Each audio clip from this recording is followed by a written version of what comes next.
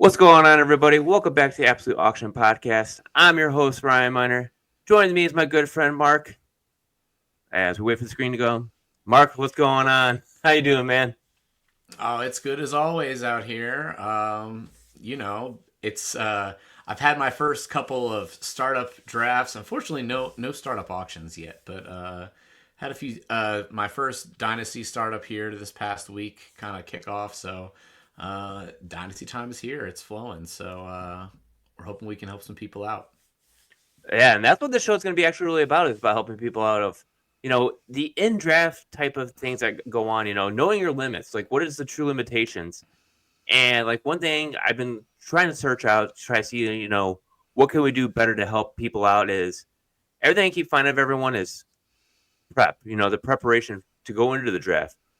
But nothing out there is showing anything to, really get you in the draft moment, because we're in that draft, you're in that feeling, you're trying to know what to do, like understand the whole everything that's going on around you. It's like you're on the clock the whole entire time from the very beginning to the very end of your draft.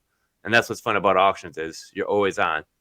But like I said, there's nothing that truly gives you that detail that people are looking for. And tonight, that's what we're going to be doing here tonight. We're going to be giving them in draft details of what to do to help them, dominate their drafts, feel that they did really good, coming in, leave in the same way. You want that feel good feeling. You don't want to feel like, man, I did this when I should have did that, or I overpaid for this guy. Why did I do that?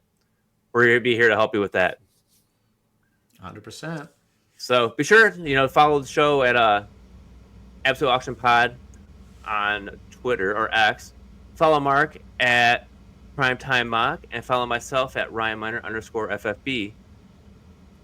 And also, if you guys ever have any questions, if you don't have Twitter or X, feel free and email us at absoluteauctionpod@gmail.com. All right, Mark. So kicking it off, our in-draft theory is preparation of going in. When you prep for your draft and you're walking in that day, what are you walking into your draft with? Like, what do you have? What are your items you bring with you outside of something to drink? So really, I'm just making sure that I have my tiers, my rankings for every position. I have my position groups basically ranked in loose tiers. We've talked about them plenty in the past season of the show, but I usually do everything by platinum, gold, silver, and bronze. And then that kind of gives me an idea of what I'm willing to spend on the player, just kind of based on where they are in that, in that pecking order, how many are available, how many spots are available in your draft, how many dollars you're spending in your draft. So it kind of that allows me to figure out how I want to spend my dollars on players. And then I have usually my par sheet or my budget, which for the most part is kind of just a few different tables of different scenarios I have in my head. What if I make my nucleus out of 65% of my budget to versus 70 versus 75% of my budget, and then like what does my back end look like, if I'm doing that as well. So I have a table of different percentages and prices and what they would look like in terms of players that I've spent money on. I have my tier sheet, and those are the two big prep pieces that I feel like. There are also, if you are doing like a salary cap auction kind of dynasty league, it's important to also have the prices of everybody else's rosters and all of their, all the player, if they have assets that they have on their books, you want to make sure all those players, which players are available in the pool as opposed to players that are already contracted. But for the most part, it's really just it's knowing what I want, the prices that I like, and then it's knowing what kind of I'm willing to spend, and then any information I can get on the rest of my league mates, whether it be information from a contract league where they have their rosters, or just knowing what I know about them.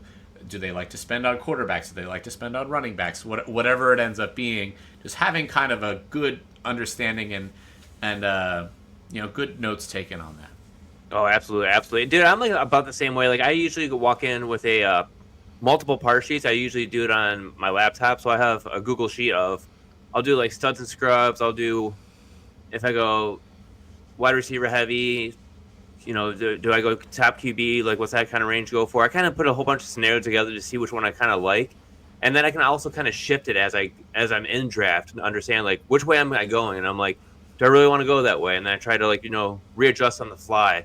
So it's like you're trying to do two things at once, but it's the excitement I like there of trying to do it, of trying to figure out one of the 5 sheets that I have, which one is my favorite one to go off of, and try to stay on that path. And then same thing with the tiers. It's like I'll have my players tiers, and I try to like make sure like when doing them, it's like these tiers are. All right, I don't. If I nominate them, I want to be that first guy to nominate them. I don't want to be the last guy to nominate them because knowing how those tiers can happen, that guy that's in that high tier and it's the last player available, you're going to be spending more on them than whatever amount of players you had in that top tier. So that's one thing I'd be careful about when it comes to nominations. But that's definitely the fun side of it. You're in it. The excitement is starting. But now we're in the draft. We're trying to figure out what to do with players and like understanding anything of what's going on. And then you look at it like what you're trying to understand. Like you're reading a room, right? Like I always read the room to see what people are doing and kind of get an idea of what is going on around me to see like, hey, what's this guy do? What's that guy doing? Like, and you kind of wonder because some people look at you like, what are you doing? And I always like to say, well, what I was actually doing is I was watching all you guys because I kind of want to know the knowledge of all of you to understand, what is going on? What's your bidding strategies? What kind of players are you going after? Are you a high roller where you just want to blow it all? Or are you trying to do something who is just trying to see who's like sits back quietly and watches? It's kind of hard to figure out. Like, how much do you study your league mates when they are drafting? For the most part, I'd say that I'm using the draft to learn about them. If I'm in a completely cold room with players that I've never drafted with before, I am usually gonna still play my game, right? I'm not gonna sacrifice making sure that I can draft the best team that I possibly can. But I'm also not going out of my way to bid up players that I don't know. Um, I'm not necessarily even taking a few bids as gospel. Really, I think a full draft gives a pretty good idea. The more you draft with the player, the more you're going to pick up. So you're always paying attention. You always want to sort of audit what happened after the fact, go through all the draft data, who drafted what, where, what they spent, and compile that over however many years you're drafting with that room. So you're always learning. You do have to have some action, right? You have to create action yourself and you have to make your bids and you have to build your team. But especially early on, I'm usually keeping my cards close to the vest as best I can. Having a podcast now, I guess, is kind of counterproductive to that because I'm giving out the information that I would most likely have on a regular basis. But I'm really trying to stay on the conservative side of bidding. I'm trying to stay close to what my budget on my par sheet says when I go into the draft. Obviously, like we just said, it can be adjusted, and you're still going to have to do that because every draft is different, and you're going to have wins and losses, and you might make some mistakes along the way. It's always going to happen.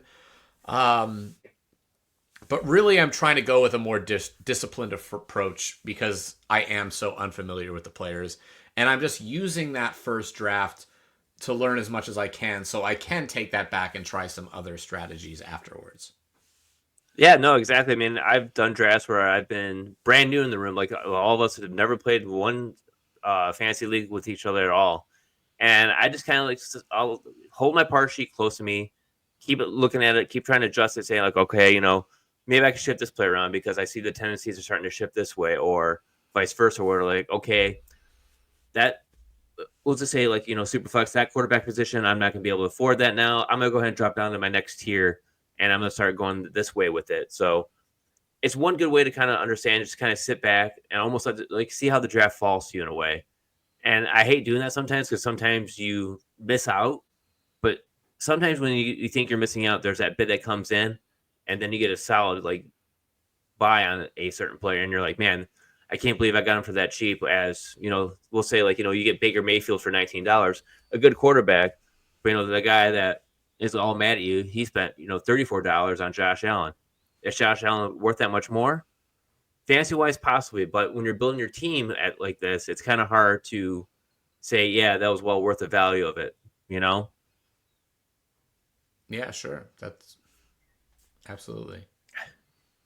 And then like you're get the rest of your roster all put together. You figure it all out from there, and then you're good to go. You're like the next thing you got your whole roster full, and then how do you feel at the end of it? Are you happy? Are you sad? Once you understand your league mates, you're actually more prepared for your next season of doing the draft, especially if you do like another type of like, hey, we're gonna do another auction draft. You guys want to do it? Yes, because now I know what Mark likes to do. Mark likes to sit there and watch, let's see what's going on around him. But when I start seeing him bid, like, what's he really bidding on? Is it worth bidding? Is it worth me bidding on it? I'd be more curious. Actually, I don't like to sit and watch. I usually am early and aggressive in the action, even when I am in a room. Not because I'm not watching and learning. You still can do that. Um, but I also usually like to try and build my nucleus as early as I can, and then kind of work my way back to having some money on the back end of my draft. So usually I'm pushing forward, but that's not, again, it's not something that I'm doing because I don't know my league, like, or I do or don't know my league mates. It's just kind of my general strategy. I think everyone's going to have a general philosophy when they go into a draft. Yours is going to be different than mine. Mine's going to be different than the next person's. It's going to go down the line like that. And I usually play kind of aggressively, but by comparison, I would say in a draft where I am meeting new players, I am going to try and pull back how I do what I'm doing. For the most part, I'm not trying to overbid on players. I'm going to try and just keep them right at value and not go too far over it. And that can be giving a lot of information away, but it also can just be, it could just work to your advantage. Sometimes just playing your game works to your advantage because the other people don't know who you are either. No, solid input there, man. You're right. I mean, there's sometimes I like to be aggressive, but there's also the other side of me that likes to kind of just sit back and relax. It's like I want to have fun. If I know how these players are drafting, like when we were doing our drafts over the summer, I knew how you and Adam were kind of drafting, so I knew kind of what I could do. I was like, you know what, I can do it like this and that, and let's see how they do it. And then I get a player I didn't want, and Josh Allen, but in the long run, it paid off. Right? All right, man. That's gonna do it for this episode. Any last words, Mark? Or are we good to wrap up? No, I just think always be learning, always be watching, no matter how you're going to play your game, whether it's fast or slow. You got anything else, bud? No, I'm dry here now. Yeah, I think we nailed everything pretty much on that one. So we'll wrap this one up, and we'll catch you guys next time. See ya.